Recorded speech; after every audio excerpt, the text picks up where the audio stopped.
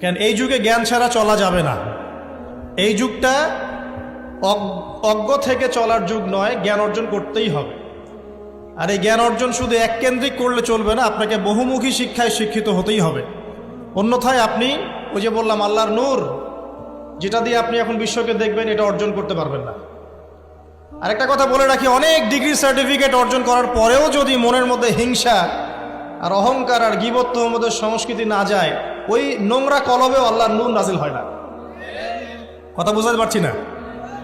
অনেক degree certificate অর্জন করেছেন, তো মনের মধ্য থেকে এখনো হিংসাই যায় নাই, এখনো গীবত তহমতের সমালোচনার সংস্কৃতিই বর্জন করতে পারেন নাই, এখনো খোলা মনে সবাইকে ভাই মনে করতে পারছেন না। সংকীর্ণ মন, একটা ছোট মন নিয়ে ছোট লোকের মতো আপনি চলাফেরা করেন, এই মন নিয়ে চললে আল্লাহর নূর নাজিল হবে না।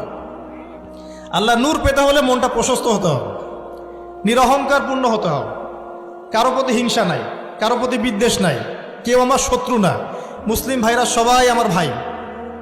উদার একটা যখন মন মানসিকতা থাকবে, নিরহংকারপূর্ণ মন থাকবে, জ্ঞান অনুযায়ী আমল হবে, সেজদায় কান্নাকাটি করবেন, আল্লাহর নূর চলে আসবে ইনশাআল্লাহ। আর এগুলো আসলে এখনকার সায়েন্স দিয়ে আমি ব্যাখ্যা করতে পারবো না, এগুলো আধ্যাত্মিক কথাবার্তা। আমাদের বাহ্যিক এই জগতের বাইরেও কিন্তু একটা জগৎ আছে, আমি মনে হয় বুঝাতে পারছি না। বারাকা, আল্লাহ পাকের বরকতকে দেখেছেন কখনো চোখ দিয়ে? আল্লাহ পাকের বরকত বলে একটা কথা আছে না? আছে না? আচ্ছা, বরকত কি জিনিস আপনি কি চোখে দেখতে পারেন? এমন একজন সালাফের কথা পড়লাম, যিনি 40 বছর বেঁচে ছিলেন। কত বছর? 40 বছর। এই 40 বছরে তিনি প্রায় 300টা বই লিখেছেন। কয়টা? 300টা। এখন বলেন, আমরা এখানে যারা বসে আছি অনেকেই 40 পার করে ফেলছি না? আমরা এই 40 বছরে কিছু করতে পেরেছি? এই 40 বছরে একটা মানুষ 300টা বই লিখতে পারে? তাহলে আমরা বুঝতে পারছি যে তাদের সময়ের যে বরকত আর আমাদের হায়াতের বরকত এক না। বরকত সম্পূর্ণ ভিন্ন জিনিস, যেটা আমরা চাক্ষুষ দেখা জ্ঞান দিয়ে বিশ্লেষণ করতে পারবো না। পারবো না। আরো বোঝাচ্ছি, দেখুন রাসূলুল্লাহ সাল্লাল্লাহু আলাইহি ওয়াসাল্লাম সারাদিনে কত কাজ করতেন। তাহাজ্জুদ পড়তেন, শেষ রাত্রে উঠতেন, রাতের এক অংশ ঘুমাতেন, আরেক অংশ উঠতেন, উঠে তাহাজ্জুদে নামাজ পড়তেন, লম্বা কেরাত, মানে এক রাকাতে প্রায় 4 পারা কোরআন তেলাওয়াত করেছেন। এক রাকাতে 4 পারা। আমরা তো 4টা আয়াত পড়লেই একদম তাড়াতাড়ি রুকু করতে হবে, দাঁড়ায় থাকতে পারতেছি না। তাই নামাজ তো ডিজিটাল, এখন যুগের সাথে সাথে নামাজও কি ডিজিটাল। অনেক মসজিদে নামাজ পড়লে মনে হয় ইমাম সাহেব পেশাব পায়খানা চাপ নিয়ে নামাজ পড়াচ্ছে মনে হয়, তাড়াতাড়ি নামাজ শেষ করতে পারলে বাঁচে। আবার দেখা যায় মাঝে মাঝে যে নামাজ মানুষ পড়াচ্ছে, পড়তেছে না, মানে নামাজ পড়ানোর দায়িত্ব সে পালন করছে, নামাজ নিজে পড়তেছে না। তো এই ডিজিটাল নামাজ না। নবী সাল্লাল্লাহু আলাইহি ওয়াসাল্লাম এক রাকাতে 4 পারা কোরআন তেলাওয়াত করেছেন, প্রায় 4.5 পারা তাহাজ্জুদের নামাজে। তখনই তো গিয়ে পা ফুলবে। এই যে পা ফুলতো, এমনি এমনি পা ফলে? কতক্ষণ দাঁড়ায় থাকলে একটা মানুষের পা ফলে? তো নবী সাল্লাল্লাহু আলাইহি ওয়াসাল্লামের পা ফুলে যেত, পা মোবারক ফুলে যেত। লম্বা সালাত পড়তেন, সালাতের পরে আবার কিছুক্ষণ ডান কাতে শুয়ে থাকতেন সুন্নত পড়ে। বেলাল রাদিয়াল্লাহু আনহু এসে ডাক দিতেন, তিনি গিয়ে মসজিদ নববীতে নামাজ পড়াতেন। ফজরের নামাজও হতো লম্বা, কেরাত হতো লম্বা। নামাজের পরে আবার সাহাবীদের সাথে কথাবার্তা বলতেন, দ্বীনি বিষয়ে মোজাকারা করতেন। তারপরে ইশরাকের নামাজ পড়তেন, চাশতের নামাজ পড়তেন, পরিবারের দেখাশোনা করতেন, দিন প্রচার করতেন, রুজি রুটির ব্যাপার ছিল। এই সারাদিন যে এতগুলো কাজ তিনি করতেন, একদিনে একটা মানুষ এত কাজ করতে পারে? তো নবী সাল্লাল্লাহু আলাইহি ওয়াসাল্লামের জীবনের বরকত আমার জীবনের বরকত কি সমান? তাহলে বলেন, বরকত কি আমি চাক্ষুষ জ্ঞান দিয়ে প্রমাণ করতে পারবো? এরকম অনেক বিষয় আছে ইসলামে যেটা চাক্ষুষ জ্ঞান দিয়ে প্রমাণ করা যায় না। কবরের আযাব দেখেছেন? কেউ কি প্রমাণ করতে পারবে? আপনি কি ফেরেশতাকে দেখেছেন যারা এখন এখানে ঘিরে রেখেছে জায়গাটা? এই জায়গাটা কি ফেরেশতারা ঘিরে রাখে নাই? আল্লাহ রাসূল কি সেই কথা বলেন নাই? কিন্তু আমরা কি প্রমাণ করতে পারবো এখন? আপনি চাক্ষুষ জ্ঞান দিয়ে পারবেন না। কবরের আযাব প্রমাণ করতে পারবেন না। স্বপ্ন মাঝে মাঝে দেখেন, সত্য হয় কি হয় না? মুমিনের স্বপ্ন সত্যি হবে কি হবে না? আখিরুজ জামানে মুমিনের স্বপ্ন বেশি বেশি সত্য হবে। তো সত্য স্বপ্নের কি ব্যাখ্যা দিবেন? কোনো ব্যাখ্যা নাই। আপনি কি জান্নাত জাহান্নাম দেখেছেন? দেখেন নাই। মিজান পুলসিরাত দেখেছেন? রূহ, আপনার শরীরে একটা রূহ আছে, আত্মা, এটা কি দেখেছেন? এখন এই যে বিষয়গুলো দেখা যায় না, আধ্যাত্মিকত্ব, বারাকা, আল্লাহর নূর, কবরের আযাব, পরকাল, ফেরেশতা, জিনজাতি, তো এগুলোকে আমরা তো বাহ্যিক জ্ঞান দিয়ে ব্যাখ্যা করতে পারবো না, পারবো? তাই বলে কি এগুলোর অস্তিত্ব নাই? বলেন, এগুলোর অস্তিত্ব আছে কি নাই? যদি এগুলোর অস্তিত্ব কেউ বিজ্ঞান দিয়ে প্রমাণ করতে চায়, পারবে? যুক্তি দিয়ে প্রমাণ করতে চাইলে পারবে? কোনো দর্শন দিয়ে প্রমাণ করতে চাইলে পারবে? পারবে না। তাহলে এখানে একটা বিষয় হচ্ছে, আল্লাহর পক্ষ থেকে যা নাজিল হয়েছে চোখ বন্ধ করে বিশ্বাস করতে হবে। এখন এই চোখ বন্ধ করে বিশ্বাস করলে পরে মানুষ আপনাকে বলবে ধর্মান্ধ, কি বলবে? এবং ইসলামের এই মৌলিক বিষয়গুলোকে যদি আপনি চোখ বন্ধ করে মেনে চলেন, এখনকার বিশ্বের মানুষ আপনাকে বলবে আপনি মৌলবাদী। এখন আপনি বলেন, ইসলামের মৌলিক বিষয়গুলোকে মেনে না চললে কি কেউ মুসলিম হতে পারবে কি না? পারবে? তাহলে পরিপূর্ণ মুসলিম হতে হলে আমাকে মৌলবাদী হতে হচ্ছে কি না? আমি এটা দিয়ে কি বুঝাচ্ছি? বুঝাচ্ছি আল্লাহ পাকের নাজিল করা প্রতিটা বিষয়কে চোখ বন্ধ করে মানতে হবে। কিছু বিষয় আমার বুঝে আসবে, কিছু বিষয় আমার বুঝে নাও আসতে পারে। এখন যতগুলো বিষয় বললাম একটাও কি ব্যাখ্যা করতে পারবেন? কিন্তু এগুলো আপনাকে মানতেই হচ্ছে, কারণ আপনি মুসলিম। আল্লাহ বলেছেন, রাসূল বলেছেন, আমি মেনেছি। এখন আমার জ্ঞান কি আল্লাহ এবং তার রাসূলের জ্ঞানের চেয়ে বেশি না কম?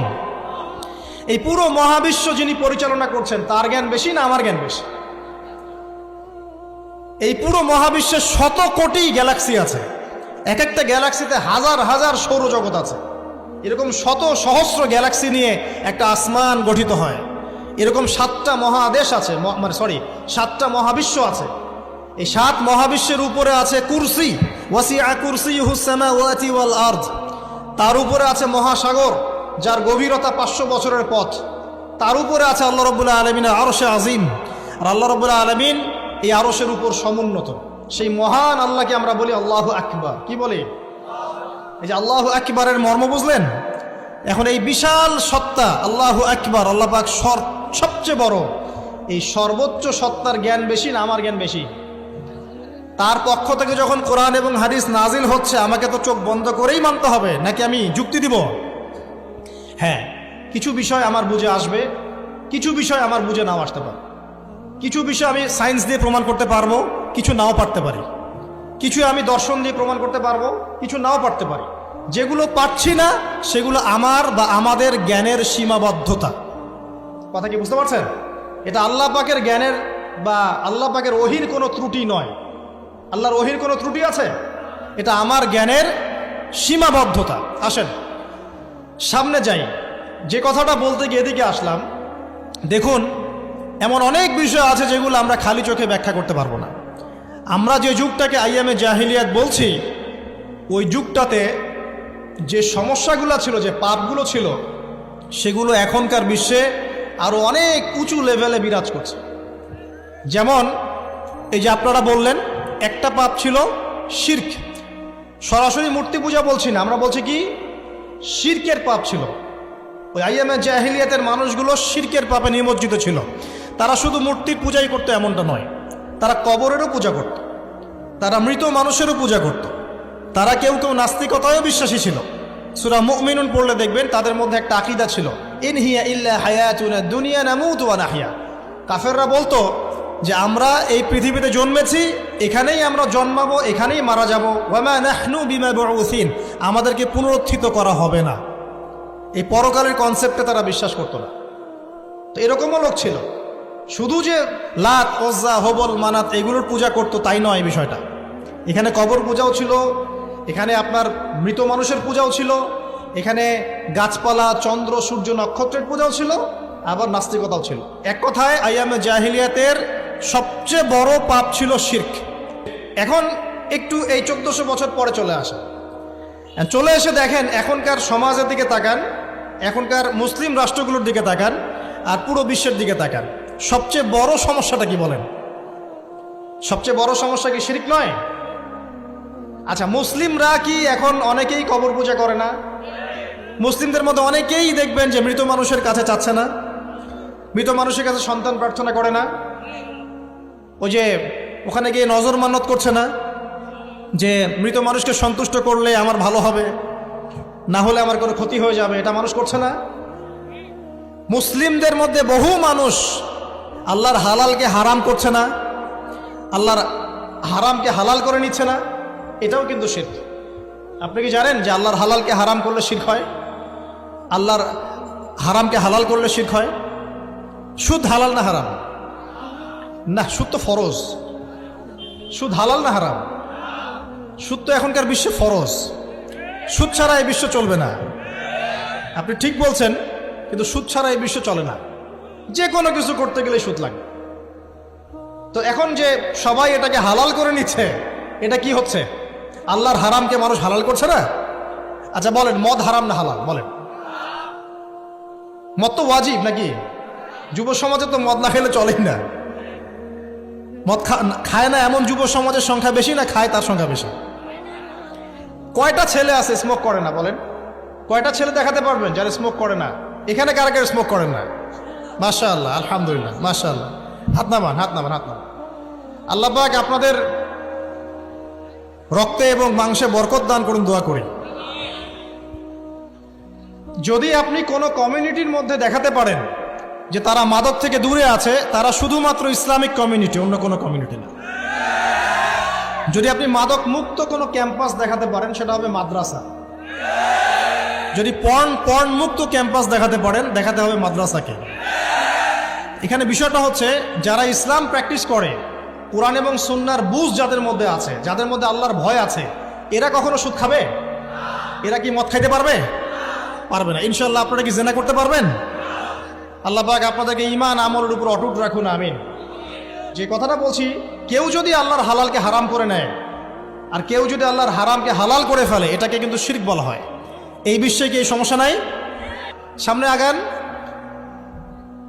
এই বিশ্বের শিক্ষা ক্ষেত্রগুলো দেখবেন, এই শিক্ষা ক্ষেত্রগুলোর মধ্যে নাস্তিকতার শিক্ষা বাড়ছে না কমছে? বাড়ছে। এই বিশ্বের অর্থনীতি দেখবেন, অর্থনীতির মধ্যে শিরক বাড়ছে না কমছে? এখানে আপনাকে সুদ নিতে হচ্ছে, এখানে আপনাকে আল্লাহর নাজিলকৃত ইকোনমি বাদ দিয়ে পশ্চিমাদের নাজিলকৃত ইকোনমি বহন করতে হচ্ছে। এটাও এক প্রকার কুফরি। আরও সমস্যা আছে।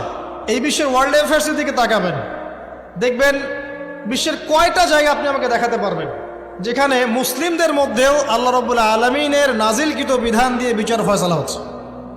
কয়টা দেখাতে পারবেন? তো যেখানে আছে খুব স্বল্প পরিসরে। পুরো বিশ্বের অবস্থা আজকে এমন। পর্নোগ্রাফি হালাল না হারাম?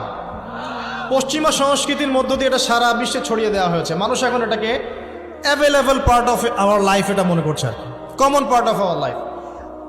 পর্দা হালাল না হারাম? বলেন, পর্দা না করাটা হারাম না হালাল? আচ্ছা, এখন দেখেন, মিডিয়া বলেন, প্রিন্ট মিডিয়া বলেন, ইলেকট্রনিক মিডিয়া বলেন, বিভিন্ন প্রযুক্তিগত উন্নয়নের মধ্য দিয়ে নগ্নতাকে প্রমোট করা হচ্ছে কি হচ্ছে না? বলেন, হচ্ছে কি হচ্ছে না? এখন কি কাপড় খোলার দিকে মানুষ বেশি আগ্রহী না পরার দিকে? দেখবেন ইসলামের বুঝ যাদের মধ্যে নাই, এরা কাপড় খুলতে চাচ্ছে এখন। আর আমি আপনাদেরকে বলি, আগের লেকচারগুলোতেও বলেছি, এই পুরো মহাবিশ্বে আমাদের বাবা আর মা আদম এবং হাওয়া আলাইহিস সালাম, তাদের গা থেকে পোশাকটা খুলে ফেলেছিল কে জানেন? কে? ইবলিস। যখনই তারা গাছের কাছে গেলেন, তখন কি হলো? ফালাম্মা যাকাশ শাজারা বাদাত লাহুমা সাওয়াতিহিমা। যখনই তারা গাছের কাছে গেলেন, তাদের কাপড় খুলে পড়ে গেল। তাহলে পুরো মহাবিশ্বে আমাদের পিতামাতাকে নগ্ন করে দিয়েছে কে? ইবলিস, শয়তান। তাহলে এখন পৃথিবীতে যারা মুসলিমদেরকে বা অমুসলিমদেরকে, পুরো মানবতাকে যারা নগ্ন করতে চাচ্ছে, এরা কার এজেন্ট? এরা কার এজেন্টটা বাস্তবায়ন করছে? এটা কি বুঝতে বাকি থাকে? আমি কথাগুলো বানিয়ে বলি নাই। সূরা আরাফ পড়েন, দেখবেন সব লেখা আছে। আসেন, এক কথায় বলতে চাচ্ছি, ওই সময়কার যে শিরকটা শুধুমাত্র মক্কায় সীমাবদ্ধ ছিল, এখনকার শিরকটা গ্লোবালাইজেশন হয়েছে আর কি। পুরো দেশে দেশে দেশে শিরক ছড়িয়ে পড়েছে। আসেন, ওই সময় আরেকটা বড় পাপ ছিল, যেটা এই যে এক ভাই বলল, সেটা হলো রিবা। রিবা, রিবা মানে কি? সুদ। রিবা মানে সুদ, জানেন তো? আর সুদ তো ফরজ নাকি ভাই? আচ্ছা, এমন কোনো গ্রাম নাই বাংলাদেশে যেখানে সুদ নাই, আর বিশ্বের এমন কোনো দেশ নাই যেখানে সুদ নাই। আর এই যুগের কথাই নবী সাল্লাল্লাহু আলাইহি ওয়াসাল্লাম হয়তোবা বলেছিলেন, আল্লাহু আ'লাম, আল্লাহ ভালো জানেন, যে এমন একটা যুগ আসবে যে যুগে ম্যাক্সিমামই সুদখোর হবে। যে ব্যক্তি সুদের ছিটাফোঁটা মানে সুদের পাপ থেকে বেঁচে থাকতে চাইবে, ওর গায়েও গিয়ে সুদের ছিটাফোঁটা গিয়ে লাগবে। এটা সেই যুগ না? আপনি বুঝতে পারছেন না হয়তো, এটা সেই যুগ। আপনি মনে করছেন দাড়ি টুপি পাগড়ি জুব্বা মাশাআল্লাহ সব লাগাই দিছি, হ্যাঁ, বাইরে একটা সাইনবোর্ড আছে আমি মৌলবী আল্লামা, আমি একজন দায়ী বক্তা, কিন্তু সুদের যে ওই ছিটাফোঁটা এটা আপনার কাছে আমার কাছেও আছে। হয়তো আপনি বুঝতে পারছেন না। কখন বুঝবেন? যখন ইসলামিক অর্থনীতির বইগুলো পড়তে পারবেন। আর শুধু ইসলামিক অর্থনীতির বই যথেষ্ট না, এর পাশাপাশি আমাদের দরকার এই প্রচলিত যে IMF ইন্টারন্যাশনাল মনিটারি সিস্টেম এর নীতিগুলো জানা। তখন কি আপনি বুঝবেন ওয়ার্ল্ড ব্যাংক কী জিনিস, IMF কী জিনিস, ঠিক আছে? তখন বুঝবেন যে পেট্রো ডলার কী জিনিস, তখন বুঝবেন যে হার্ড কারেন্সি সফট কারেন্সি কী জিনিস, এখন বুঝবেন না। আর যেহেতু বুঝবেন না, অতএব আমি এগুলো বলেও লাভ নাই। যেহেতু আপনি বুঝবেন না, আমি যদি এখন এইসব নিয়ে কথা বলি আপনার কাছে মনে হবে এইসব কি উল্টা পাল্টা কথা কইতেছে। ঠিক আছে? তো যাই হোক, আগে আল্লাহর ওয়াস্তে ইসলামিক ইকোনমিক্স পড়েন এবং ইন্টারন্যাশনাল মনিটারি সিস্টেম সম্পর্কে পড়েন। প্রত্যেক স্টেটের প্রধান যারা আছেন তারা জানেন যে ওয়ার্ল্ড ব্যাংক কী জিনিস, তারা জানে IMF কী জিনিস। ঋণের এমনি এমনি কোনো কান্ট্রিকে তারা ঋণ দিবে না, একটা বিশাল বড় সুদের জালে ওদেরকে ফেলবে, তারপর জনগণের রক্ত চুষে সুদ শোধ করতে হবে। আর যারা পারবে না ওরা যে শ্রীলঙ্কার মতো দেউলিয়া হয়ে যাবে। ও কেন দেউলিয়া হয়ে গেছে? বিকজ ও ঋণ শোধ করতে পারছে না, বাস দেউলিয়া। তো যাই হোক, পড়াশোনা করেন। আমি একজন স্কলারের নাম বলে দেই, এক লেকচারে তো সব বলে দেওয়া সম্ভব না। সম্ভব? আমি রাস্তা দেখাচ্ছি আপনাদেরকে। আপনারা আল্লামা তকি উসমানীর বইগুলো পড়েন, নাম শুনেছেন? আচ্ছা, নাকি এখন বলবেন যে উনি তো হানাফি মাযহাবের, আমি তো আহলে হাদিস পড়বো না, এটা বলবেন নাকি? আল্লামা তকি উসমানী এই বিশ্বের সবচেয়ে বড় আলেমদের একজন। আল্লামা তকি উসমানী এই বিশ্বের সবচেয়ে রিনাউন্ড আলেমদের একজন। তার ইসলামিক অর্থনীতির যে পুরো সিরিজ আছে, আল্লাহর ওয়াস্তে বাসায় কিনে একবার পড়ে দেখেন অর্থনীতি কি জিনিস, আপনি কিসের উপর দাঁড়িয়ে আছে। পড়া যাবে না ইনশাল্লাহ? আপনি তাকে ভালো যদি নাও বাসেন তাও পড়ে দেখেন। মনে করেন আপনি একটা কমিউনিটির মধ্যে আছেন বা একটা সংগঠনে আছেন বা একটা ঘরানার মধ্যে আছেন, তাহলে কি অন্য ঘরানার বইপত্র পড়া যাবে না? হারাম হয়ে গেছে নাকি? এই যে সংকীর্ণ মানসিকতা থাকলে ভাই হেদায়েত পাওয়া যাবে না। আর আপনি যে মনে করছেন আমি একদম হকের উপর আছি, আপনি সঠিক পথে আছেন ঠিকই, তবে এটা সঠিক ভুল পথ। কথা বুঝতে পারছেন না? আপনি মনে করছেন যে আমি একদম চূড়ান্ত সঠিক বিষয়ের উপর আছি।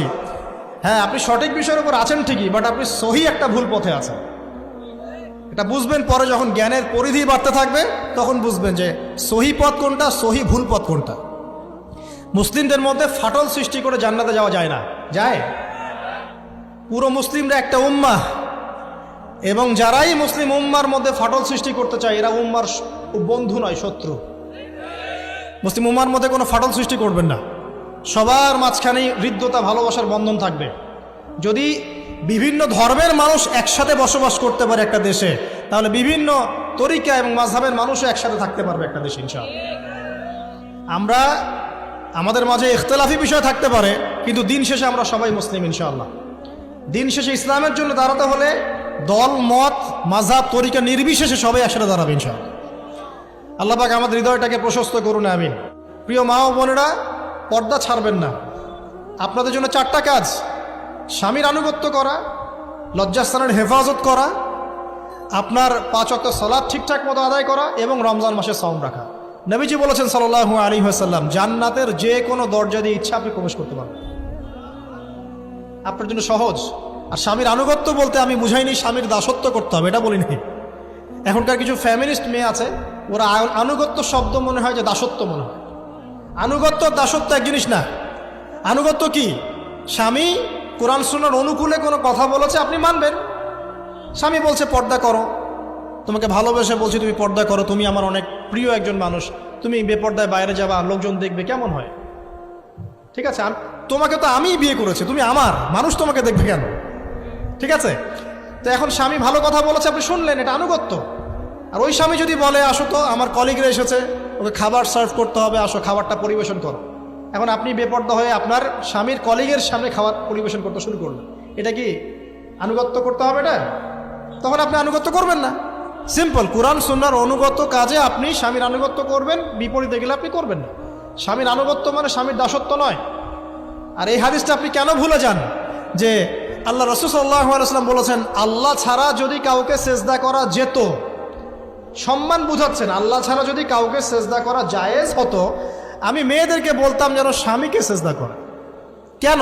কারণ আপনাকে রেসপন্সিবিলিটি, আপনার খাবার, আপনার ফুড, আপনার শেল্টার, আপনার মানে পুরো দায় দায়িত্ব নিজের হাড় ভাঙা পরিশ্রম দিয়ে, জীবনের ঝুঁকি নিয়ে স্বামী আপনার জন্য করে। সে আপনার সম্মান পাওয়ার যোগ্য তো? সে কি আপনার সম্মান পাওয়ার যোগ্য নয়? আপনি যদি সম্মানের হক আদায় না করতে পারেন তাহলে আপনি অকৃতজ্ঞ। আর অকৃতজ্ঞ মেয়ে কখনো জান্নাতে যাবে? একটা হাদিসে আছে, বেশিরভাগ মেয়ে জাহান্নামে যাওয়ার অন্যতম কারণ হচ্ছে তারা স্বামীর সাথে কুফুরি করে। কি করে?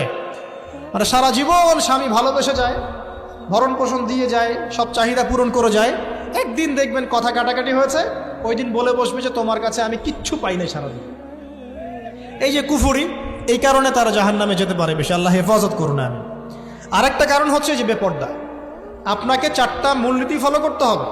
1, এমন কোনো পোশাক পরবেন না যে পোশাকটা আটো সাটো, যেটা পরলে আপনার গায়ের কাঠামো বোঝা যায়। এটা বোরখা হলেও পরা যাবে না। আমি কি বুঝাতে পারছি? ডিজিটাল বোরখা দেখেন নাই? দেখছেন? মাশাআল্লাহ। আর কারা কারা দেখছেন? এদিকে চোখ বেশি যায় না?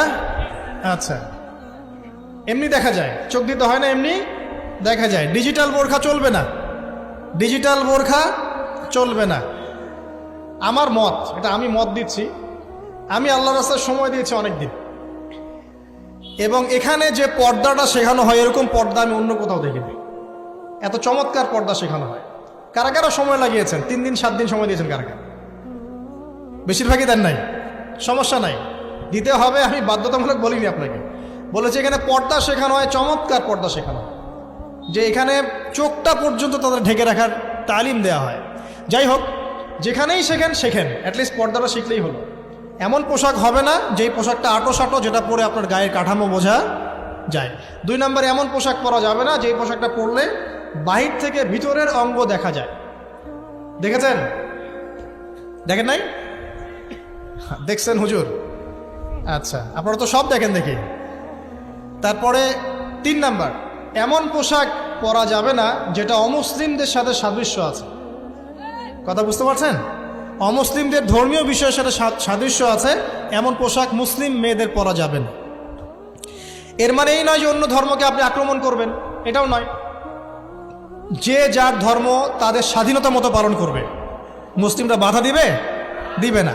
মুসলিমরা দাওয়াত দিতে পারে। কি করতে পারে?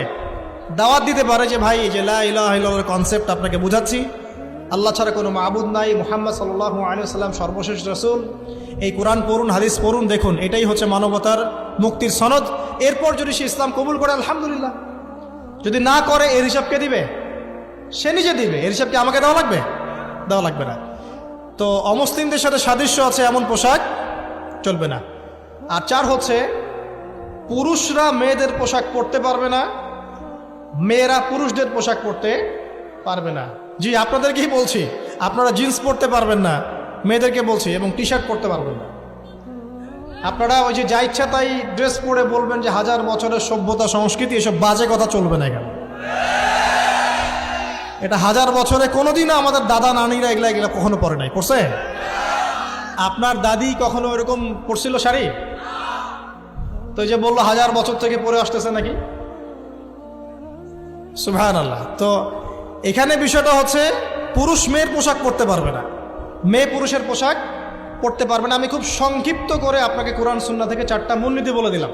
এই 4টা মূলনীতি কোরআনেও আছে, হাদিসেও আছে।